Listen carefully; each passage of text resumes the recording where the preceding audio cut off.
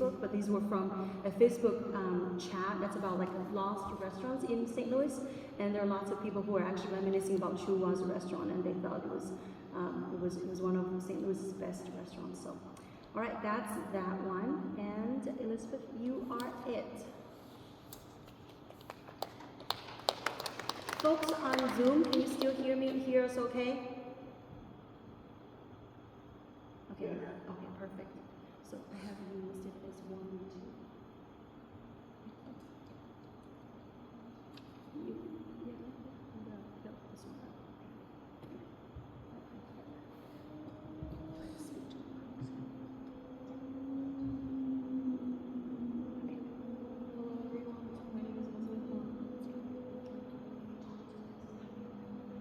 Hello, my name is Elizabeth Hong, and I'm a junior at Ladue High School. My two veterans that I researched were Eugene Hong and William Hong. So Eugene Hong was born on February 19th of 1937, and he died March 24th, 2012. He had 9 siblings, and his parents were Lily and Chewy, or John Hong. He was described to be 4'11" and 150 pounds, with black hair, brown eyes, and a brown complexion.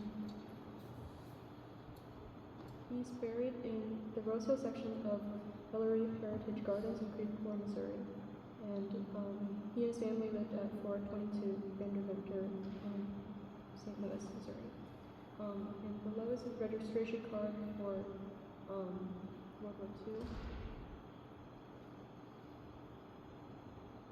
Eugene attended Hadley Technical High School and Rankin School of Mechanical Trades, and he eventually started working at a prominent aerospace company, McDonnell Douglas. Eugene registered for service in February of 1955 for the Korean War, and he was married to Annie Hong.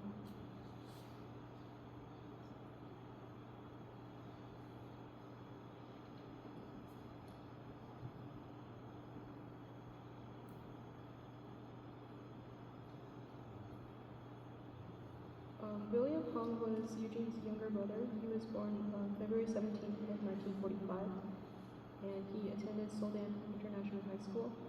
He's buried in Jefferson Barracks National Cemetery, and he was drafted into the war between 1965 and 1972, and he was stationed in Vietnam, where he rose to the rank of sergeant. He was also awarded the Bronze Star Medal with Valor and Army Commendation Medal. The second image is from the census records. He married Selena Hong and was also known as the Beansprout Man after founding the Song Fa Beansprout Company. And he won the Chairman's Award for Entrepreneurial Excellence for his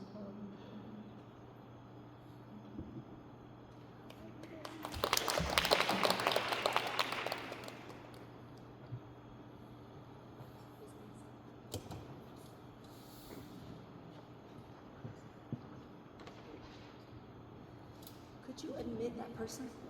Oh, sorry. Do you know how to do that? Very good. Yes, please. Okay. Exit all and go to.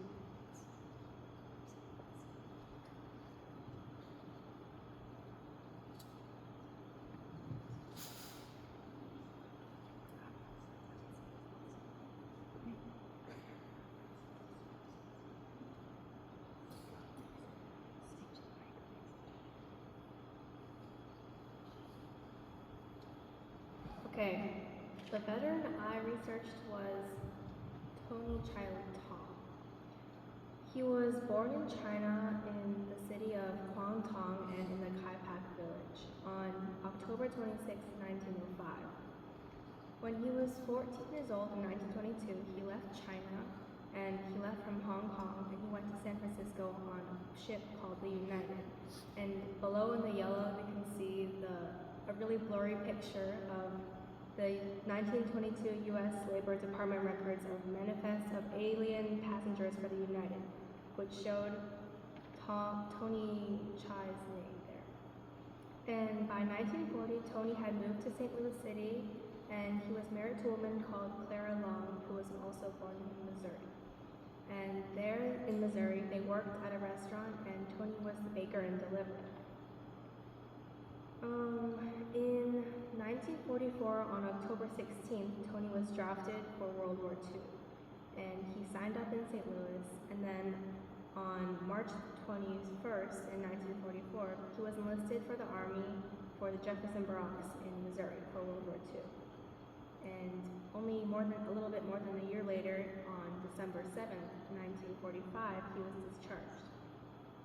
By 1950, Tony had moved to California with his family, and he lived in the city of Berkeley and in the Alameda County. He had 3 children with Clara, which were Ronald, Richard, and Gloria, and he worked at a hotel and was a cook there. And then 12 years later, on January 23rd in 1962, he finally got his citizenship in San Francisco, and then when he was 83 years old, on March 8th, 1988, he died of natural causes in California. Thank you, Max.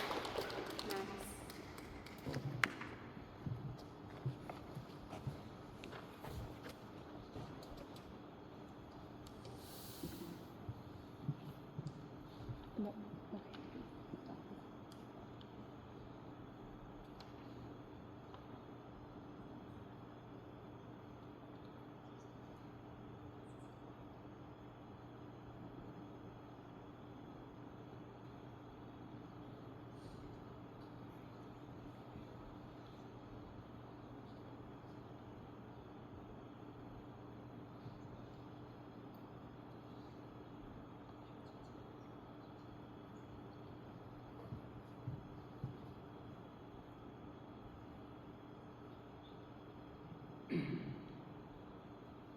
Okay, this is Li Yat Wing.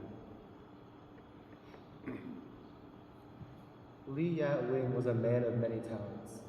Born on July 20th, 1918 in Canton, China, Wing immigrated to the St. Louis, Missouri, where his family ran a restaurant at 4948 Delmar Boulevard.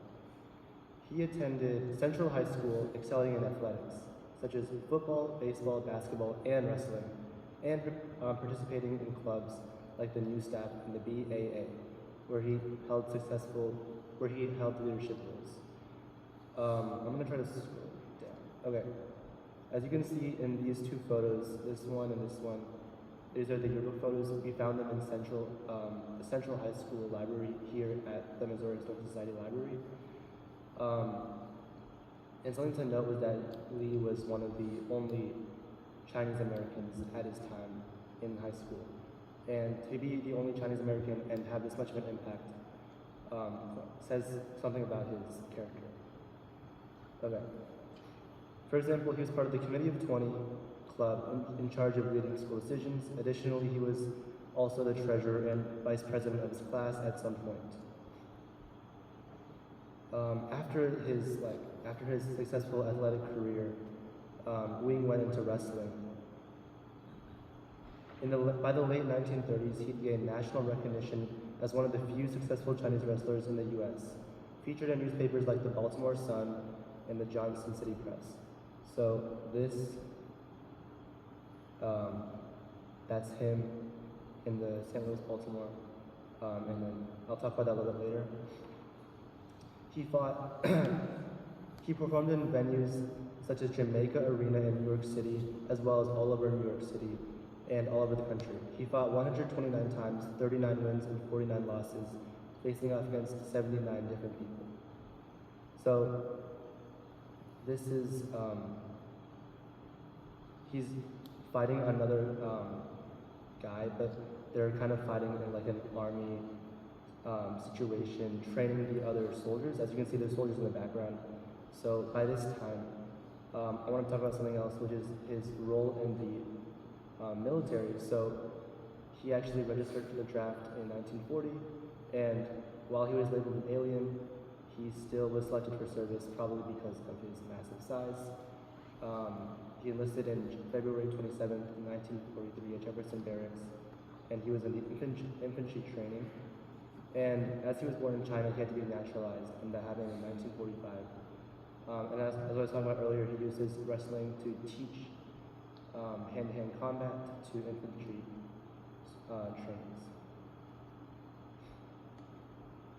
And this is kind of like, this photo is his, the war card. Okay, his legacy, wait, let me see. Oops. My bad, guys. After the war, he settled in San Diego with his wife, Miyaki Lee, and they were buried in a cemetery honoring the U.S. veterans. One final thing I wanted to include, I'm not sure if I have it on here, but it was something in his yearbook where everyone in their senior class was given a quote, and his quote was, "Lee has done deeds great and small, all told, it would be hard to relate." So, that kind of shows something about his legacy, even at the high school level. He was quite the guy, and they thought he was a little bit different. They said they would be hard to relate, so like they couldn't really relate to him, but they still respected him as a guy. Okay.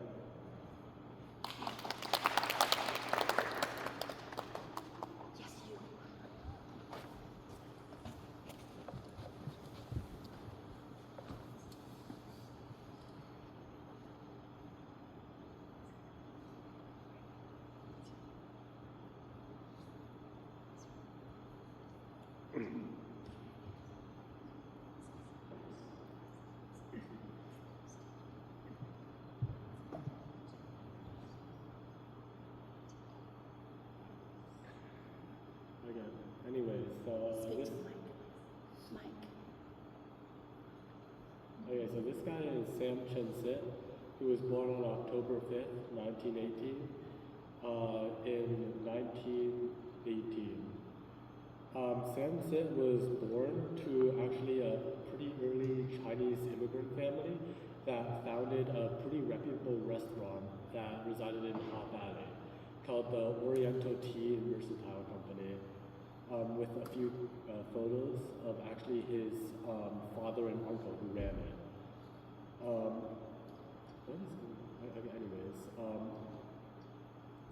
So not only do we have images of his father and uncle, of like his father running it, but we also know that his residence, where he listed his address during his draft card, actually was the exact place where the actual company was.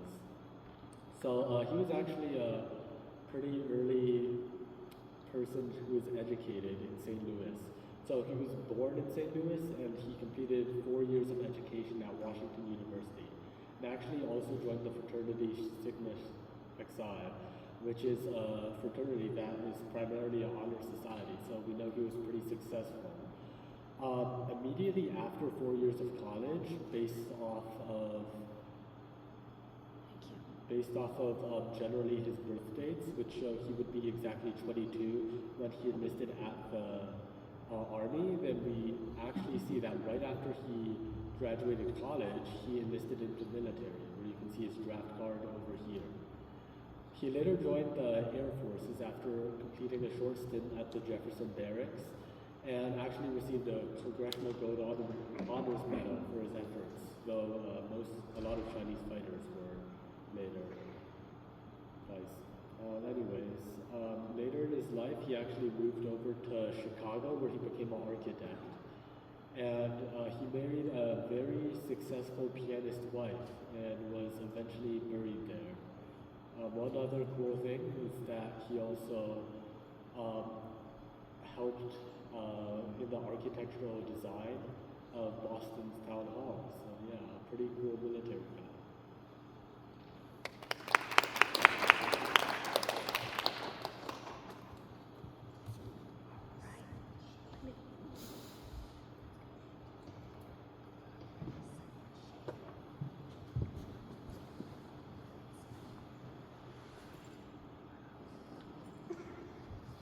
And folks who are joining on the Zoom call, we're just in the middle of the presentations by the students, and then after I'm gonna ask, hopefully you get to hear your name.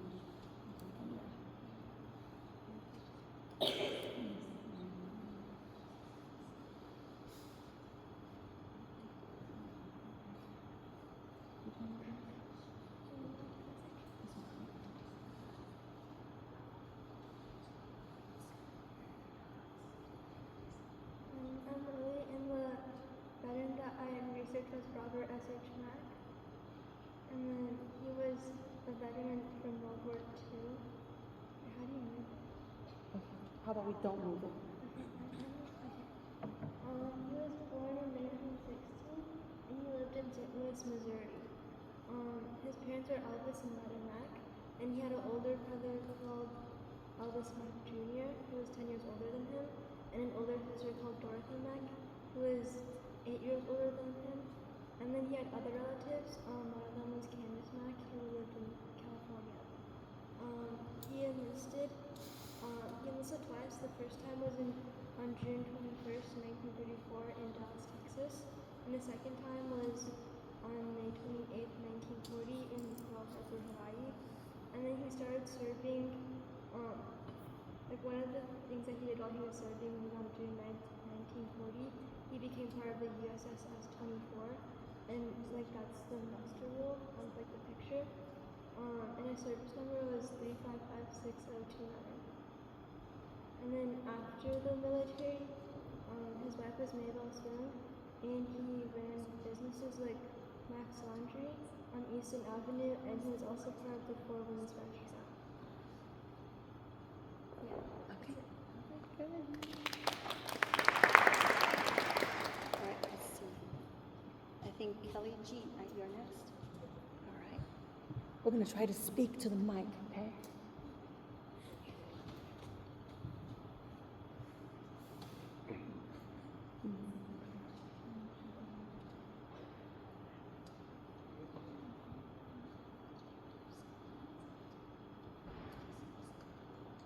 This is one we actually have a good picture. So, okay, perfect. It's not always the case.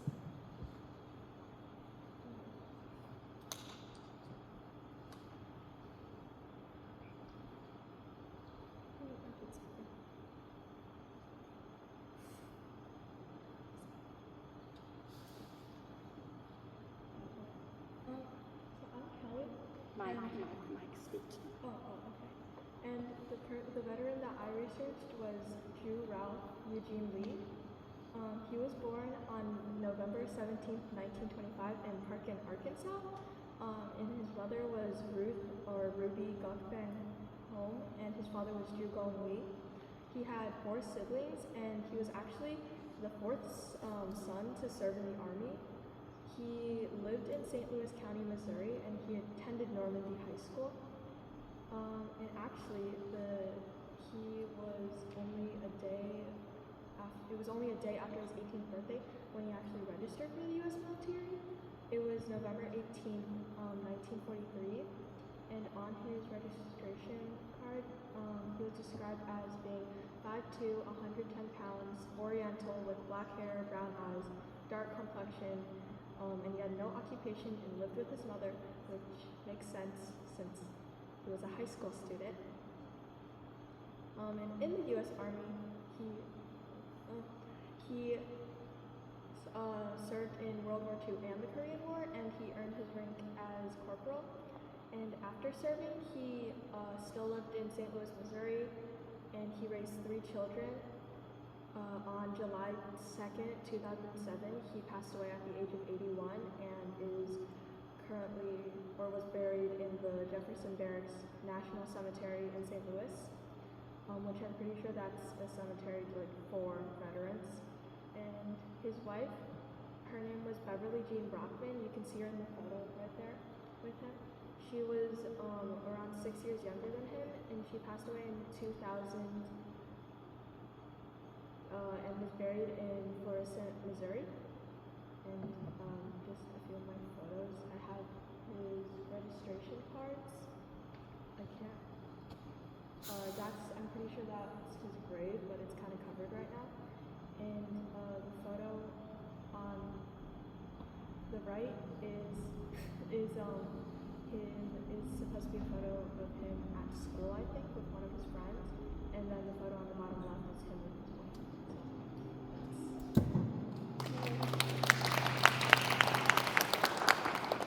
All right, all right, well, we have to see this picture, then move it on. So, do you know which one is your guy? The young people, do you know which one? He's the one on the right. This one, the shorter, okay, the bigger hair. Because he looks the most similar to the guy on the photo. That's fair. Okay, thank you. I give you all credit for finding all these interesting photos. Right, you have this. You have that.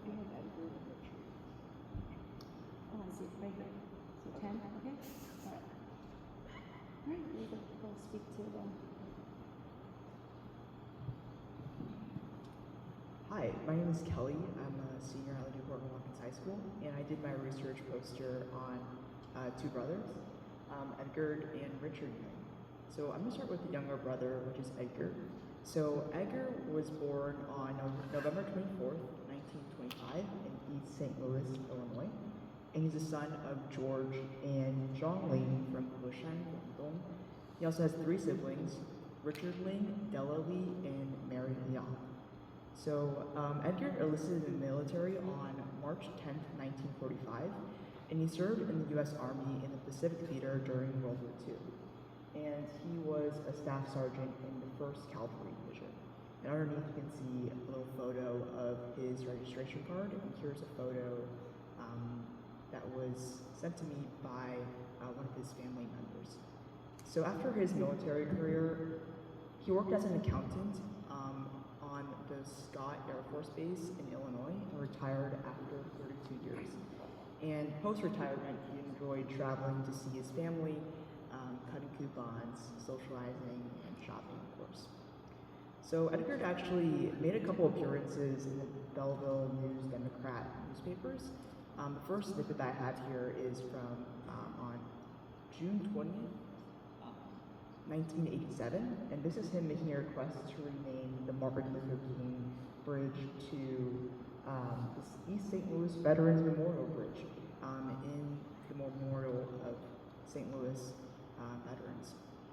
And the second one is from June 22nd, 1990, and Edgar was asked how should Trump recover from some of his financial losses, and he recommended Trump to hold a gigantic garage sale. To hold a garage sale. Yeah, hold a garage It was sale. 1990.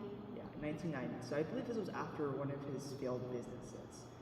So pre-politician Donald Trump. And unfortunately, he died on February 13th, 2007 at 81 years old in his home. And he's buried in the Valhalla Cemetery in St. Louis next to his siblings, Richard and Lee. So this is a photo that I took in Valhalla of his grave. And then moving on to the next person. There you go. Yeah. And then on top. Yeah, there you go. So Richard Ling is Edgar's older brother, and he was born on June 21st, 1925 in East St. Louis, Illinois as well. He has three siblings, Edgar, Della, and Mary Mel. So he listed on his 18th birthday on June 21st, 1945, and was discharged on March 18th, 1946, and he served in the U.S. Army in the European theater. And this is a picture of his registration card. So Edgar actually has a lot of history with chess. So post his military career, he moved to Dayton, Ohio, and he was a very active member of the Dayton Chess Club, which is the DCC. And to show his accomplishments, he has 5 DCC titles, which is basically their chess club titles, from 1961 to 1973, with 3 straight titles from 1965 to 1967, and was also the Ohio co-champion in 1962. And this is a photo of the Columbus Trophy, which is basically the photo of a trophy for all the Ohio chess champions, and you can see his name over here. It's still blurry. And people describe him as being able to play well under pressure, being able to save himself in bad positions, and of course, being a gentleman at all times. So a little bit more about his personal life. He was married to one Hop Lang and had 2 daughters, Diana Ling of Parma, Ohio, and Paula Ling of Dayton, Ohio. And unfortunately, on December 11, 1989, Richard died at age 64 due to a head-on car accident while he was vacationing in Florida. And his wife also passed away with him in the accident. And he was buried in Valhalla Cemetery as well, next to his brother, and he shares a gravestone with his wife, Ronha. And the DCC renamed the club trophy to the Richard Ling Memorial Trophy in his honor. That's all. Thank you.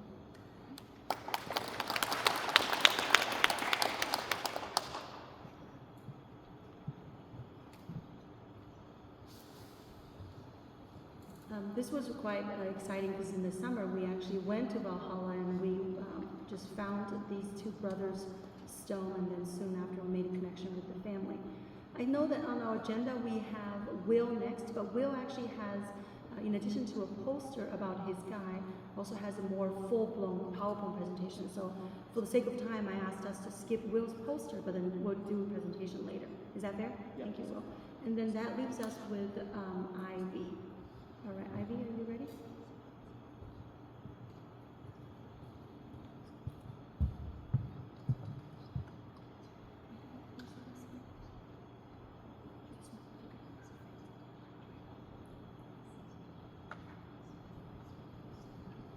Okay, so this is the Juban Lee family. Actually, Kelly earlier did one of their sons. This one, Ju Ralph Eugene Lee. So yeah, I was originally supposed to research just this guy, but I felt like I couldn't tell his story without telling the father's story, and then I might as well tell the whole family story. So his father was the secretary of the Anyang Tong, and he was a very skilled linguist. One of the newspapers said he spoke 17 languages, but that might have been exaggeration. So the Anyang Tong wanted him to go to New Orleans to help a Chinese who had gotten in trouble with the law, and he was supposed to be like the court interpreter and court reporter, but he didn't want to go in fear of perjury. So, and the Tong really didn't like him for that. He also he sent his children to American school instead of Chinese school, so they also thought that he wasn't Chinese enough, I guess. So they fired him. And after they fired him, he worked at the United States Bureau of Immigration as a court reporter and I might have remembered that wrong. So, and shortly after he began working there, 6 Chinese immigrants were discovered to be illegal and deported. And we don't actually know if he was involved at all, but the Anyang Tong clearly thought he was, because his family got like a threatening letter from them, and then a few weeks later, his bullet-ridden and dismembered body was found by a farmer in a field.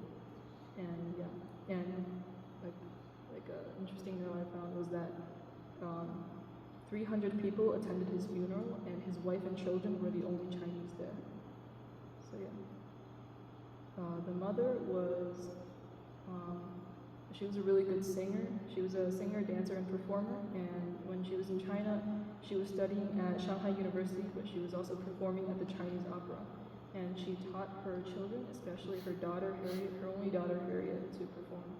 And so the mother, her father was killed in a similar way as her husband was. And she died in 1947 of cancer. The eldest son, this guy was really hard to research because, okay, so he was a veteran. He served during World War II, and he was doing precision work for the Navy. He was also, after he left the Navy, he was a locally famous boxer, and he was known as Chinese Eddie. And on one occasion, he went to Galveston, Texas, and he did a boxing match in front of 2,500 fans, and he won. I think his opponent was like a Mexican guy. I forgot his name. I also saw a lot of other clippings of like him also going to Texas to do boxing matches. But anyway, he died in a plane crash in 1946. So also in Texas, and yeah, it was really hard to research him because in half of the newspaper clippings he wasn't there. So yeah. But one of the sources said that the eldest brother was named Harold, and that really confused me. So this is Jay Lee, and he He was also a veteran. He graduated from Columbia University and he worked with a bunch of magazines. And like his father, he also excelled in linguistics. And so, yeah, and when during World War I or World War II, he was enlisted to the Army and in the Northwest Command in Alaska. He actually had a dog at the time, but it got stolen before he could return to the mainland, which I thought was really sad. And when he was 15, so after his father was murdered, he sent a letter personally to President Roosevelt pleading for further investigation into his father's murder, as well as like requesting financial assistance for their family's poverty because they don't have a breadwinner anymore. And it's unclear whether he ever got the help, but we do know President Roosevelt forwarded his letter to the Bureau of Immigration, which is where his dad worked at, and also to the Missouri Emergency Relief Administration. So, yeah. And he was interested in magic from a young age. So after he came back from World War II, he became a magician. So he was the assistant to another magician at first, but then he kind of made his own tour, and he became nationally famous, and that's cool. And his youngest brother, Billy, also helped him at one point. And yeah.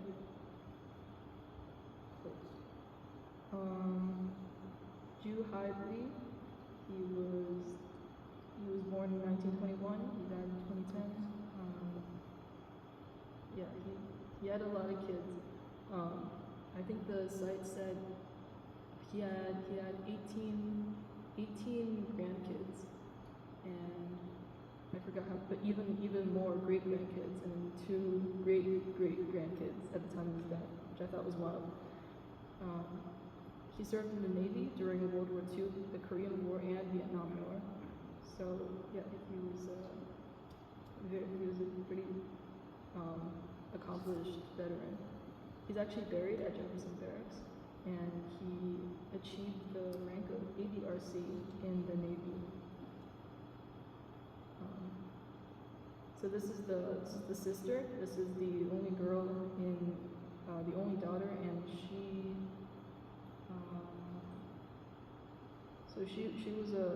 was a performer mostly, and her mother taught her singing, dancing, and drama, and she said that her mother first started teaching her folk songs, and then she started learning like pop songs by herself. And when she was 13 and Yukong Lee, so JB was 15, they danced together at the Missouri Theater. They danced the vaudeville there. And she said that she had to get up really early and go back home really late every day because of the theater, but she said she enjoyed it too and that it was worth it. And after she left school, she toured under the stage name of Princess Ju Chong Hoi. And also on some of the clippings I found, there's mentions of like a Princess Fu Yu touring with her brother Jay Lee, and I don't know if this is her, but yeah.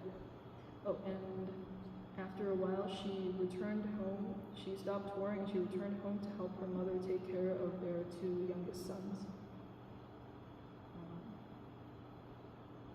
This is Eugene Lee, the one that Kelly did. He was also a veteran. He served in the Army during World War II and the Korean War. I couldn't find much on him. I don't know how you found so much. And this is the youngest son, Billy. He has a lot of names. He has a really long name. And when he was younger, so he helped his brother with his magic show. These 2 photos are actually part of the same photo. I just cropped them differently. But he was an actor, so he went by Guy Lee, and he was an actor, and he was in a lot of Hollywood movies, and He also was one of the first 7 founding members of the Asian American theater group East West Players. And it was founded in 1965, and they still exist in LA today. Yeah.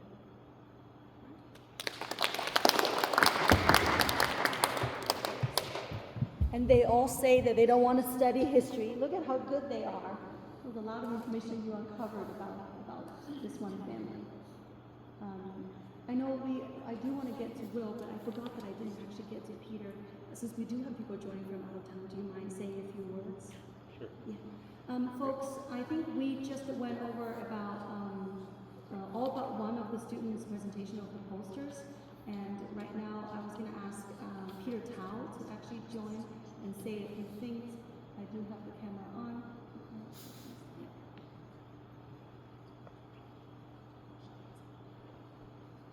Hi, thank you for joining.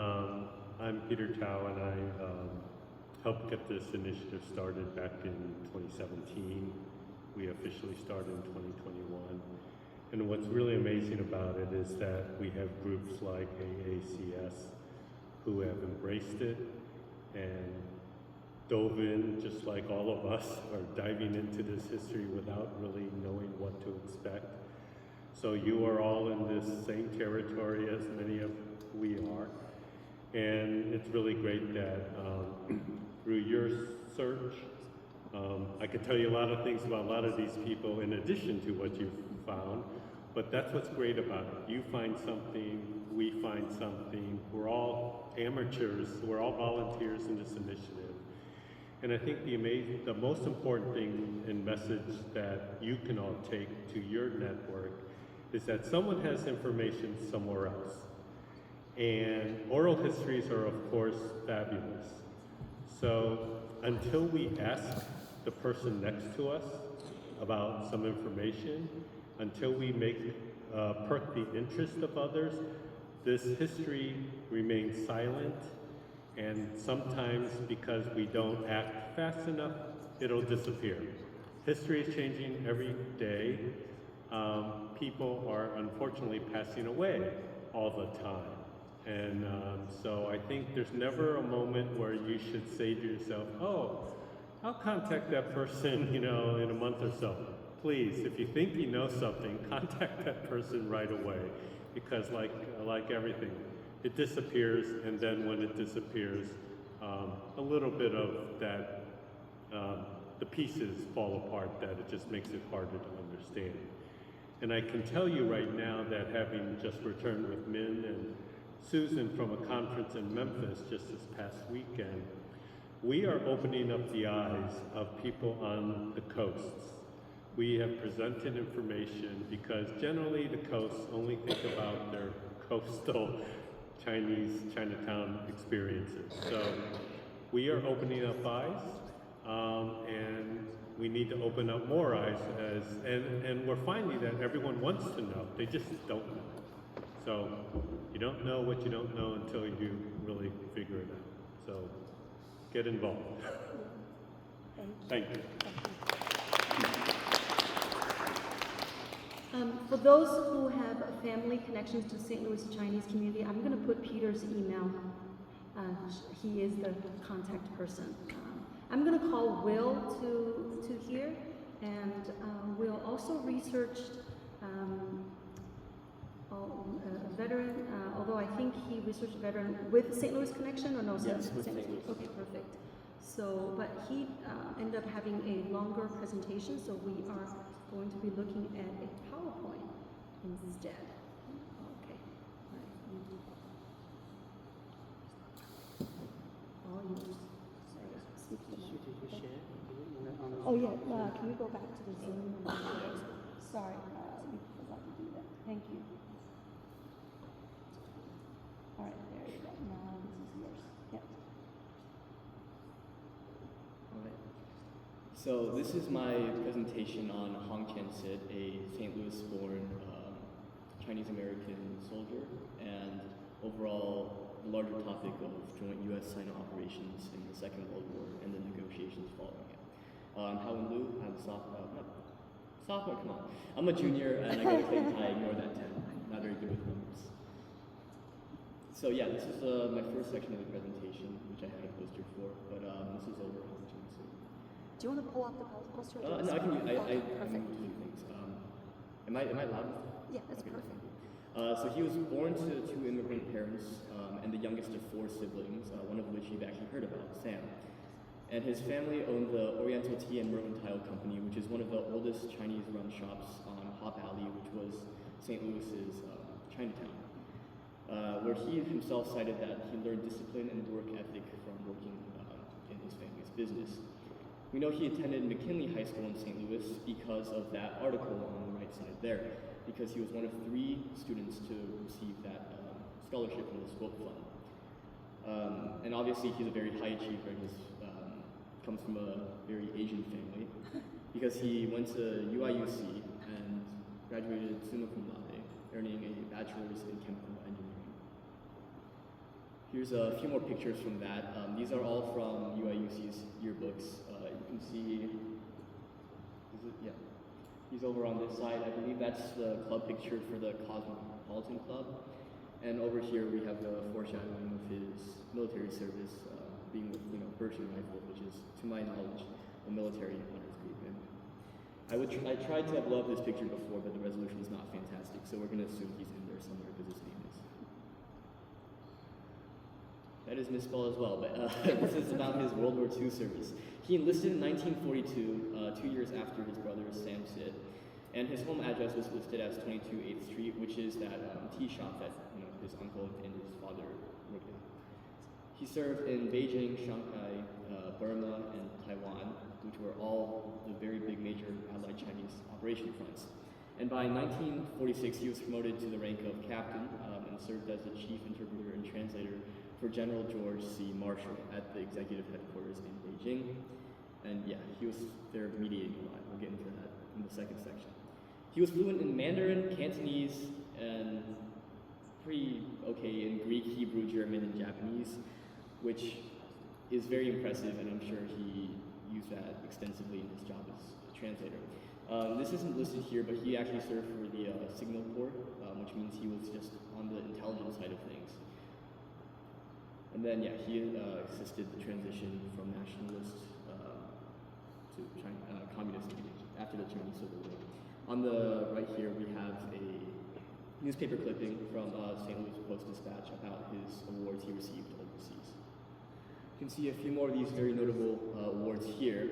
On the bottom left and the center image is the Breast Order of Junhui and Ribbon, which is China's award for foreigners. There's many ranks to it. I'm not entirely sure which one he got, but it is certainly pretty high.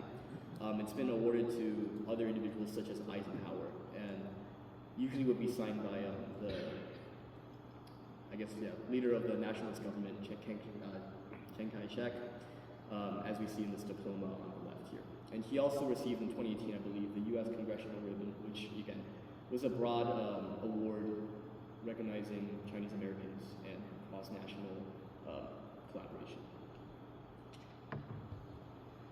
So after the war, he came back to the States in 1947 and moved to Texas, where he got degrees in divinity and theology and started his ministry life, which would take up the latter 50 years of his life.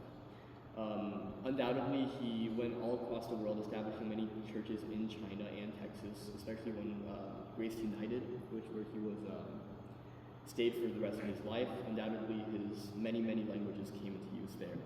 And he unfortunately passed away on October 24th, 2014, and was buried in the Houston National Cemetery.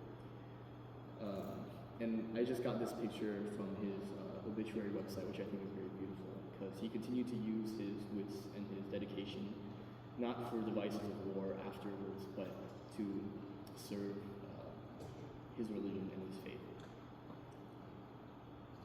So moving on to the broader topic, which is U.S.-Sino operations and primarily negotiations. There were a few major things that the United States and the two big Chinese governments worked on. Flying Tigers, which we'll have a more extensive presentation on later. The Lido Road and the Hump Airlift, which was basically ways that the United States worked with China to get supplies into, China, because Japan was very scary. The airlift ended up being more successful as it flew directly over the Himalayas. The road, I believe, was a project built from China to India, and that would have taken a lot longer and was a much more expensive project. And again, Office of Strategic Services and military advisory groups worked closely together to share intelligence, which was far more in line with Hong Chan-Sit's work, but none more than General Marshall's mediation mission, which lasted from 1945, the end of the war, to 1947, when it ultimately failed. Yeah, and he sat as the chief interpreter, which is pretty cool. This is more about Marshall's headquarters. So China was in a civil war before the Second World War, and that kind of paused in 1937 when there was a much bigger threat. But right after it, conflict resumed and there was still tons of tension. So President Truman from Missouri, very cool, sent George C. Marshall, would-be Secretary of State, to mediate peace and rebuild a unified China. And the executive headquarters, where Sit served for the last few years of his service, coordinated the truce efforts, ceasefires, and political talks, as we can see in these two images. As we see Marshall seated with the top negotiators from both sides. If you can tell from that picture, which I think everyone kind of can feel, the two Chinese people didn't really want to be there, because they didn't trust each other and they didn't really trust Marshall either, but they kind of had to, because the United States was really the big superpower at the time, and that kind of forced both governments to cooperate. So Hong Chan-Sit's roles, or possible roles, were he was definitely the captain and chief translator under General Marshall, and he managed U.S.-Chinese communications, which could see him in the meeting rooms somewhere in the back behind both of them, and he translated speeches, reports, and truce documents, and undoubtedly led many to make sure that this might succeed. But again, this was largely unsuccessful because even though there was a ceasefire in 1946 for a short bit that had a temporary truce between the Kuomintang and the Chinese Communist Party, eventually both sides redeployed, and Marshall's mission delayed war for a little bit, but in 1949 we know the trajectory of what happened. But it's really, how to say this, it's very helpful to see that there are Chinese Americans serving in these top roles and the roles that they fit well in to mediate peace, but it's also a bit concerning to see the lack of documentation of their efforts. Because through thousands of photos that I've skimmed through of the Beijing headquarters and the negotiations, there was seldom, like I never found Hong Chan-Sit in any one of them, and that just shows the great amount of Chinese Americans working behind the scenes to ensure efforts in wartime and peace. All right, thank you.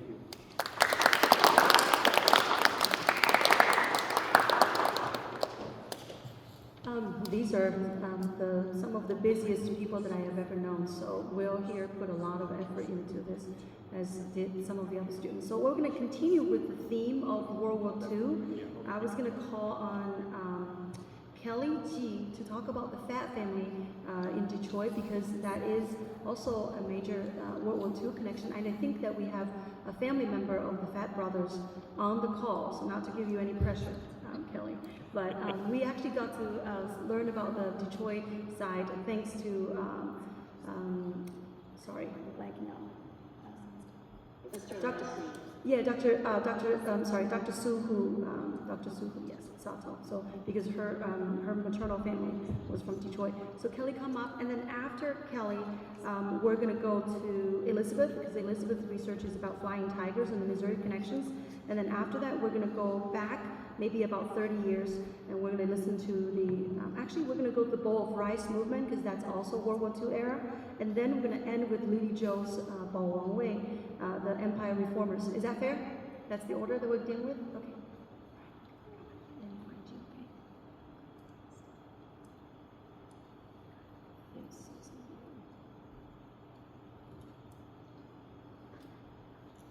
And Sandy, I think you're still on the call. I'm glad that you're here to listen to the presentation.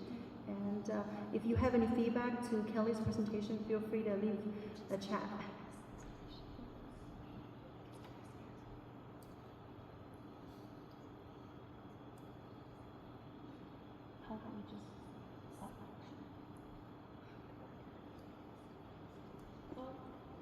is Kelly G, and I go to Ladue Horton Watkins High School as a 9th grader, and I research the Fat family.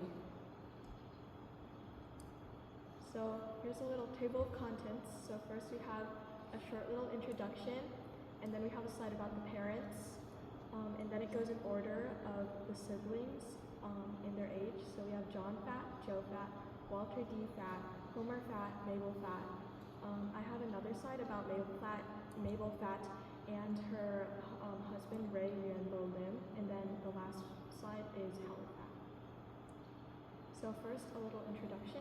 So basically, the Fat family had one daughter and 5 sons who all actually registered for the U.S. Army.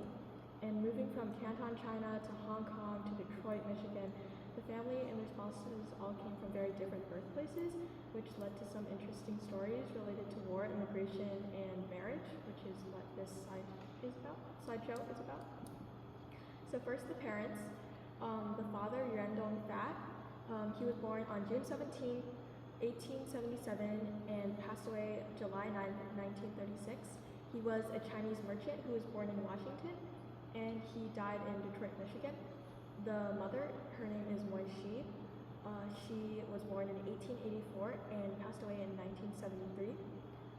She came to the U.S. in 1916, and she actually fought deportation in 1917, which you can see on the newspaper clipping on the side, where she basically she fought deportation because she with the claim because her husband was a resident of the United States, so she should be able to stay here.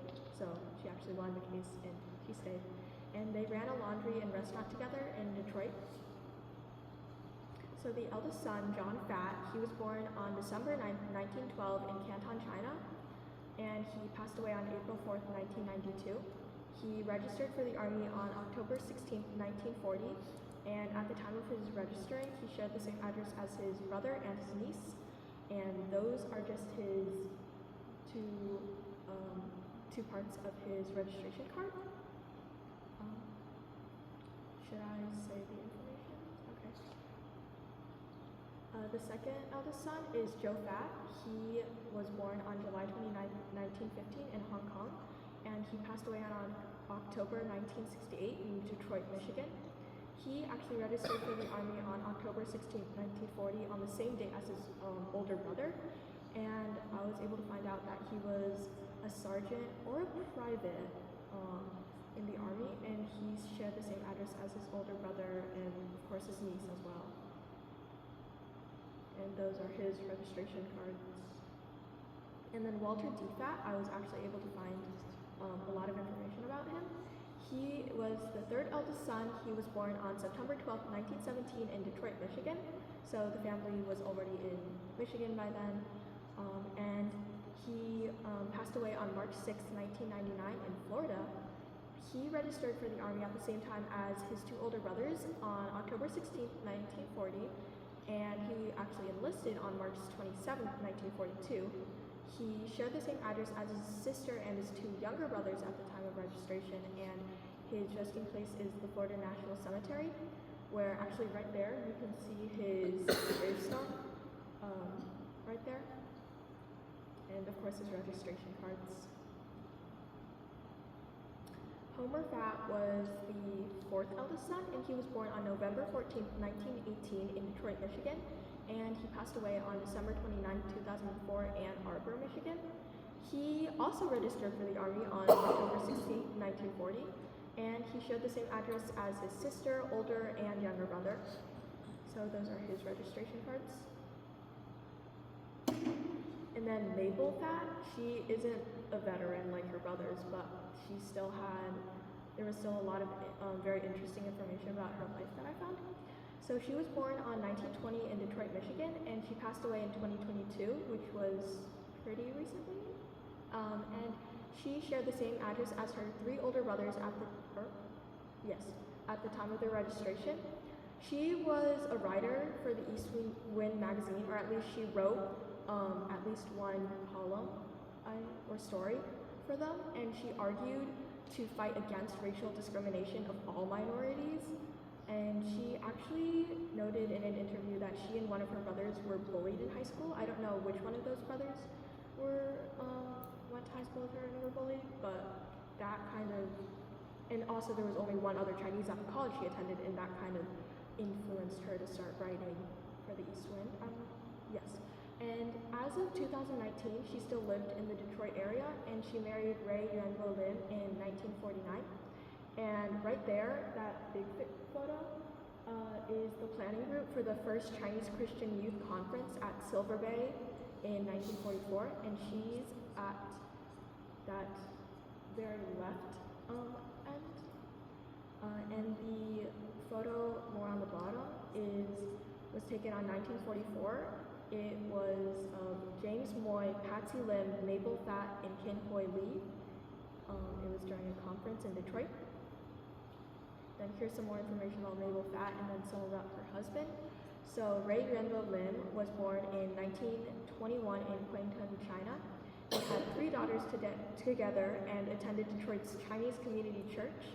And the couple were one of the first people who helped to form the American Citizens for Justice after Vincent Chin's murder, which was basically a Chinese man was murdered by 2 white men because they claimed that people like him were stealing their work. And then the youngest son, his name was Howard Phat. He was born on August 30th, 1923 in Detroit, Michigan, and he passed away on August 8th, 1970 on Inkster, Michigan. And he registered for the Army on June 30th, 1942, when he was 18. So he was then enlisted on June 5th, 1944, was released on July 1st, 1946. And he shared the same address as his sister and 2 older brothers at the time of his registration. And he married Mei Lee Phat, who was born on January 30th, 1927, and passed away February 10th, 2017. And of course, his registration cards are there. And that's really it. Thank you.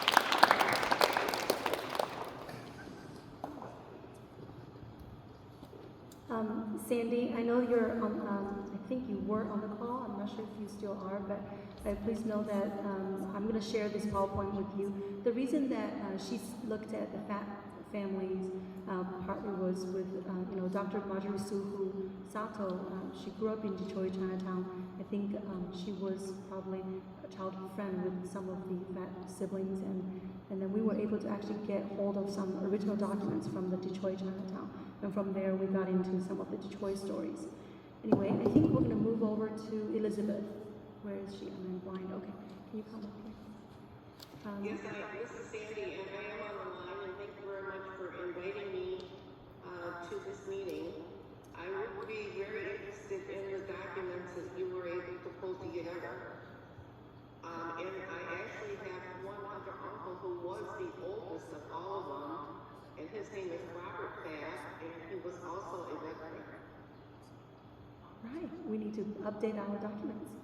Thank you. That's the great thing. And when they were talking about Aunt Mabel, becoming a writer because she was going to college, there was only really one other Asian woman at Wayne State when she was going to school, and that was Margaret Suhu, and that's how they became really good friends.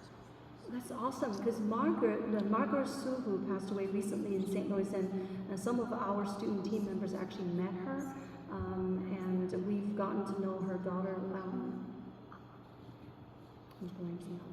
Yeah, so thank you. It's wonderful. It's such a small world. Excellent. For the sake of time, I'm going to move on to Elizabeth, but I will circle back with you, Sandy, so much. Thank you so much for being part of this. Yeah, okay. You ready?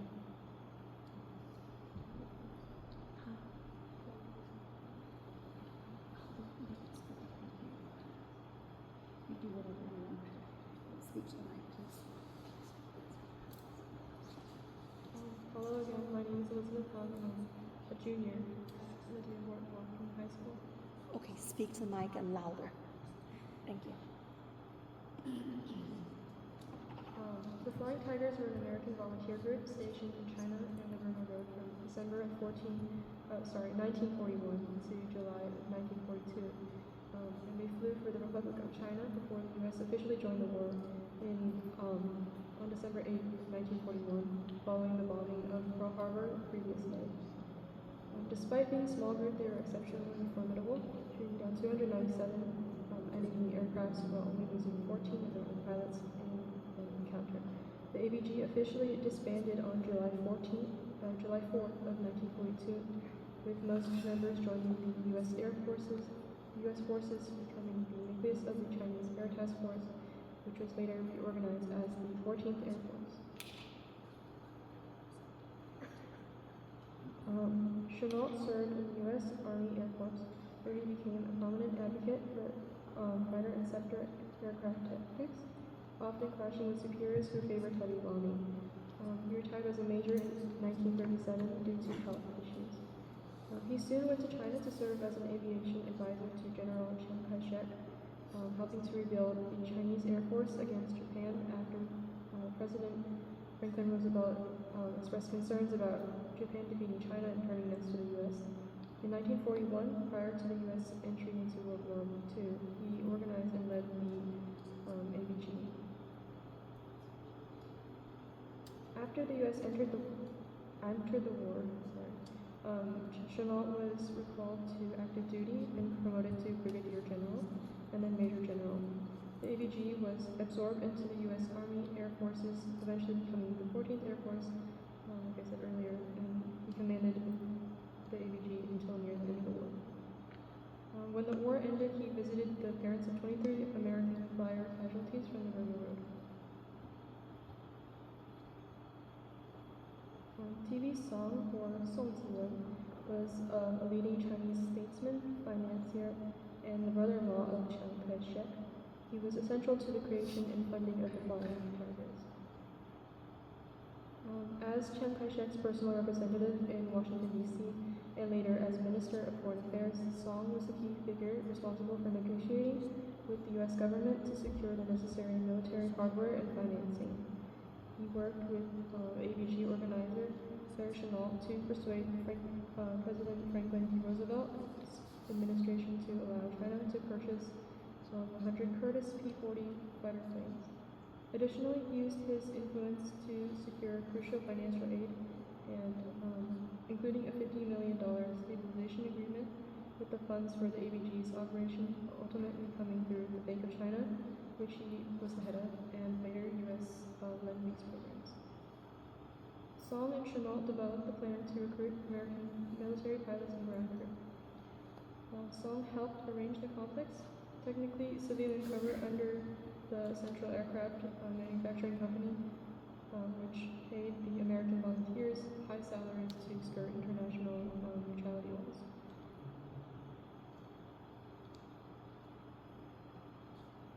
The primary aircraft flown by the Flying Tigers was the Curtiss P-40, and the planes were marked with the Chinese Nationalist Air Force insignia, a blue and white 12-point star symbol. The Flying Tigers were not the first to use this nose art. The ABG pilots were inspired by a photograph of the Royal Air Force in North Africa, which had adopted the sharp mouth after encountering German Messerschmitt BF-1110s that had similar markings. ABG pilot Eric Schilling is often credited with first chalking the design on P-40 as the training base in Burma. The fearsome design became an internationally recognized symbol of Allied resistance and a major morale boost early in the war. This is a picture of Chinese mechanics, including China, working on.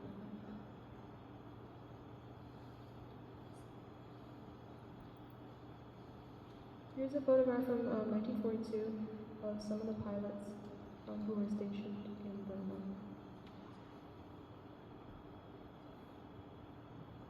So as for the St. Louis pilots, there were 5: Thomas J. Cole Jr., Robert J. Sandel, Glenn L. Yarberry, James H. Howard, and Myron David Levy. Thomas J. Cole Jr. was from Jefferson City, Missouri. but the 1930 census shows his family living in St. Louis. He was a former U.S. Navy pilot and enlisted with the ABG in late 1941.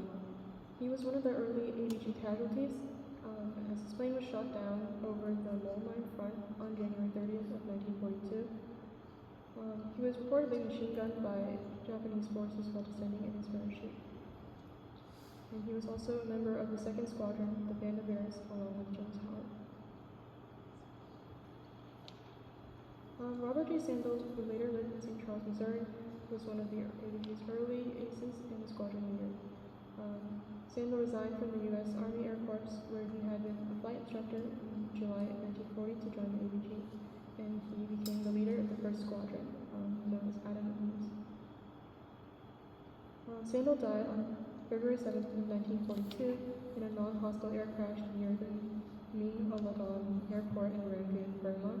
His P-40, which had been recently repaired after being damaged by a crashing Japanese plane, tragically shed its tail during a test flight. He was posthumously awarded the British Distinguished Flying Cross for gallantry, and his mother, Morgan B. Norris, received the award for him. Glenn Yarbury was a member of the Flying Tigers, contributing to the group's success. Yarbury was a pilot in the ABG, like all members recruited from the U.S. military or civilian line to fly for the Republic of China. He flew a Curtiss P-40 fighter engaging Japanese forces in the defense of China and the Burma Road, which was a critical supply line.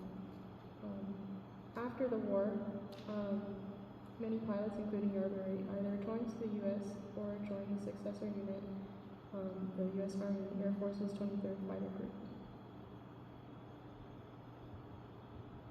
James H. Howard was a St. Louis native, and he stands out as one of the most decorated American fighter pilots of World War II.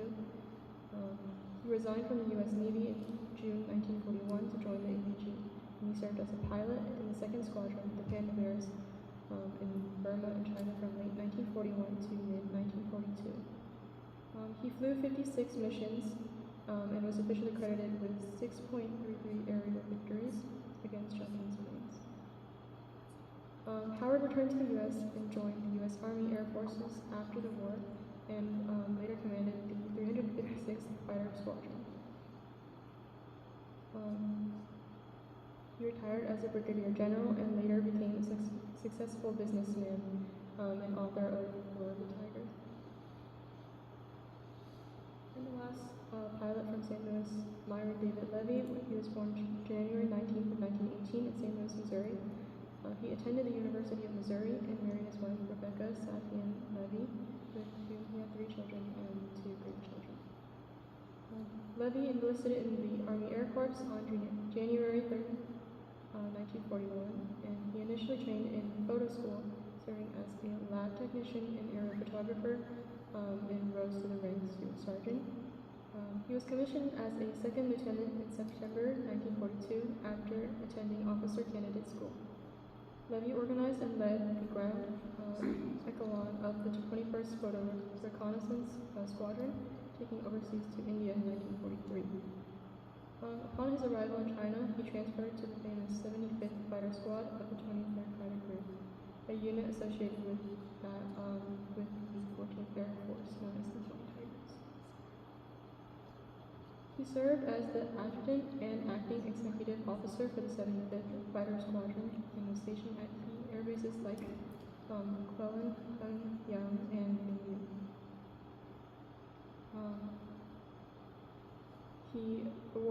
He received numerous awards, including the Bronze Star Medal, Distinguished Unit Citation, and along with 2 Battle Stars and Chinese War Memorial Decoration.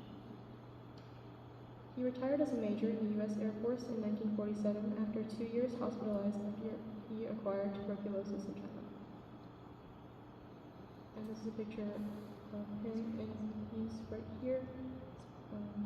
It was the 75th Fighter Squadron reunion in 1978. After the war, Levy remained deeply connected to the legacy of the Flying Tigers.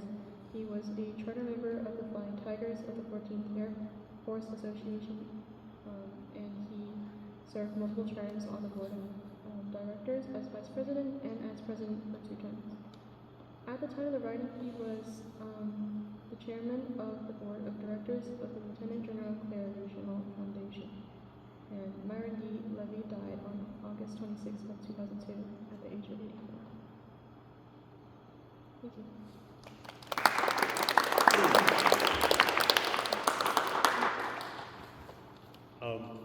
This is not known very much, but Myron Levy, because he was a photographer, had direct access to intimate sessions and photography with Madame Chiang Kai-shek. There's an enormous collection of his photographs, and just so you know, Missouri Historical Society has a copy. It hasn't been donated.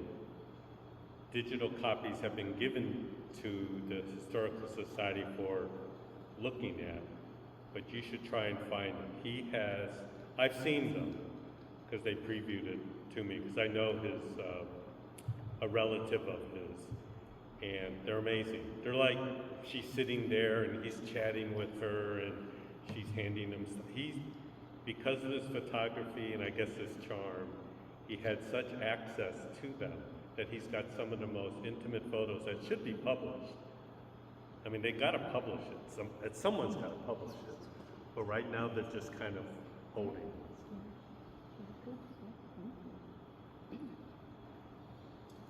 All right, well, this was a particularly harder topic for Elizabeth to research because, you know, they don't exactly exist in one location. I'm really proud of what she was able to identify. I mean, again, some of the busiest people that I know, musicians and everything.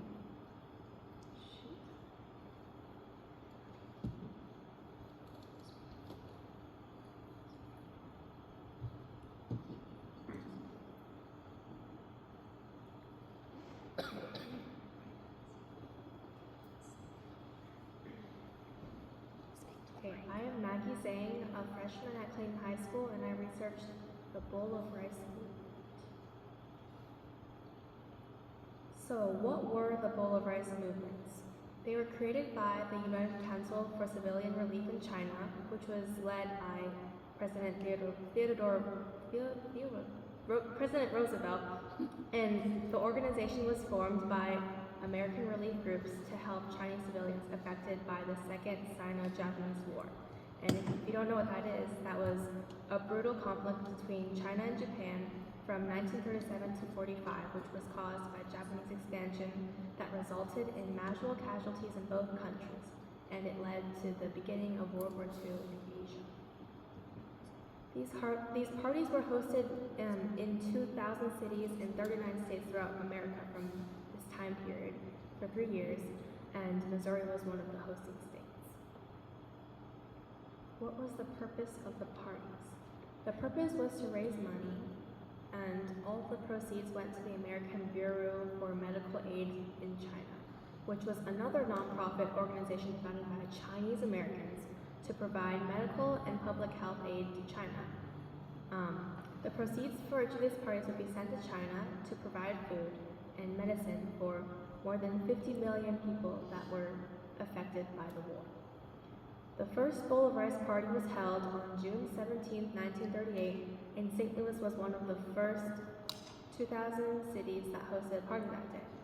The St. Louis party alone raised $1,700, which would be about $39,000 in today's money, which is a lot. And then this photo on the right is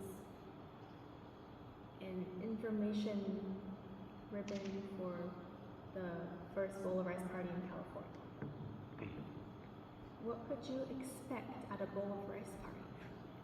The average price for an adult to enter one of these parties was 25 cents, which is $4 in today's money, and then for children it's 15 cents. And these tickets could be bought at any drugstore. Usually the parties were hosted by mayors or other outstanding people in the city that was hosting it. And then the parties were hosted at schools, Chinatowns, churches, homes, or town auditoriums, depending on how big the city was. What could you, and then what could you expect at the Bowl of Rice party? At the average party, you could find singing, violin, piano, dancing, Chinese readings, and more. And a lot of the times, it was the Chinese American children that were like playing violin and piano at these parties. At smaller towns, these parties were hosted in clubs, churches, schools, and houses, and dinner parties would be their main feature. And the Chinese Americans would help the party hosters by cooking the dishes that would be served. And then in the bigger towns, the parties were hosted around their Chinatown, like for instance in California or Chicago. So there would be festivals, street festivals with great parades that included monstrous coin-eating dragons, fringed sword dancers, high priests, Boy Scouts for medical supplies, and 8-foot rice bowls on the streets. And then this photo on the right is a picture from, I think, the California Chinatown parade. What could the money do? 1 cent could provide antibacterial to treat 20 burns, or it would be the price of one meal for a child in China. 20 cents could immunize 4 people against cholera, typhoid fever, or the bubonic plague. $1 was enough anesthesia for 15 surgeries, or it provided 1 year's worth of food for 15 babies. $20 could save 60 people from lockjaw, disinfect 1,000 wounded people, or take care of a child for 1 year.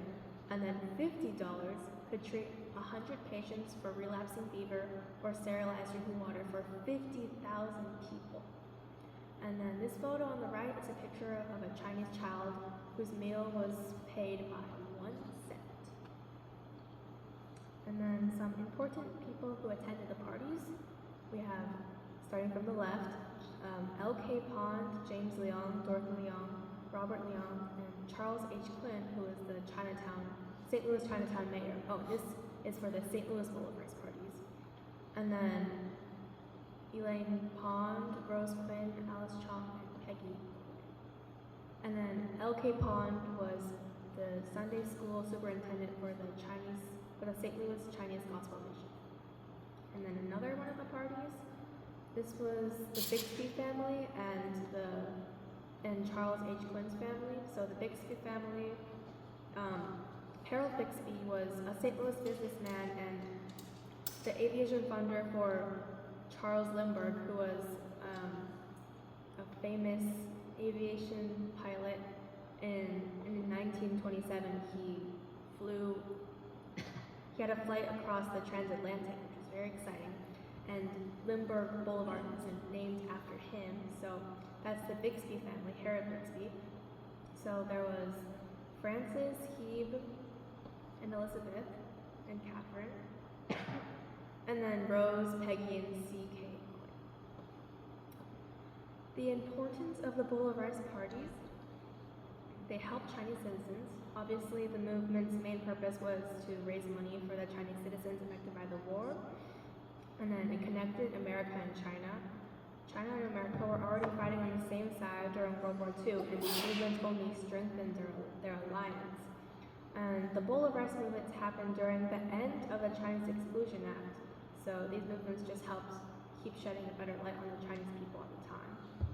And then lastly, the Bowl of Rice parties connected Chinese Americans in the United States.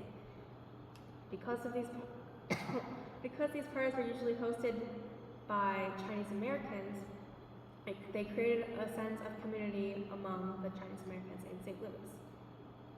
And these parties, over the span of 3 years, overall raised around, I think the first year Bowl of Rice parties raised over $300,000, and then they kicked off the United China Relief Fund that raised $52 million. And that's the end. Thank you.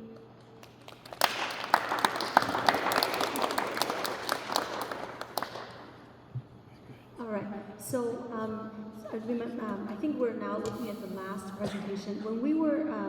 When the students are thinking about what they're interested in, honestly, the big motivation was to get them to think about how Chinese American communities like us in St. Louis whether it's 100 or 150 years ago, or whether it's 2025, we're always going to be affected by what's going on around the world. So in addition to looking at World War II or the later conflicts, one of our students actually looked at a little bit earlier into the Empress Reformers Association, which is also a really interesting kind of St. Louis area organization that formed in response to some political turmoil that was happening in St. Louis. You want to come up here? I need to actually pull up your PowerPoint.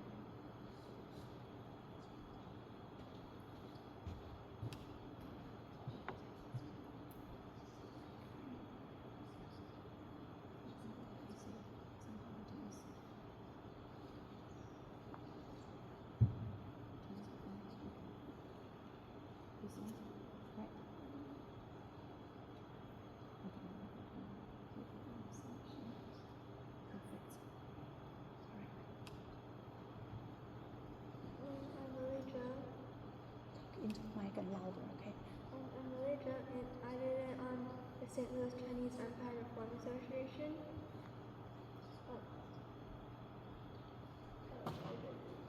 Oh, what did we do? I don't know. Okay. Oh, And then it's just a picture. It was a picture. It's it's okay. But can you still see? It's very much better. I remember the first. I think I can just like go to the. Yeah. So it was a political association formed by in Victoria, British Columbia in Okay. July 2018. From this so that Yeah. people can. From 1899. And then it was to unite and like protect overseas citizens and to restore the Guangzhou Emperor. So basically change it to from like an autocratic empire to a constitutional monarchy. And it was like the Empress Dowager Cixi versus the Chinese Empire Reform Association. This is a picture of like the members, and this one is these are like important people, Yang Kai-shou, the Emperor, Kang Youwei, these three. And then some notable figures. The founder was Kang Youwei, and he was born in March 1858 in Seoul Village, Hanzhou Town, in Guangdong Province. And he was the founder, but after like the 100 Days Reform, he was like exiled from China, and like a bounty was put on his head. And this is his daughter, Kang Tong-hui. And then she was the second daughter of Kang Youwei and Zhang Yunchu. And then she was like described as a Chinese Joan of Arc because she is like so accomplished and she's like an activist. She established the Women's Chinese Reform Association, and she kind of lived in Hartford, Connecticut for a while, and was a Bernard College alum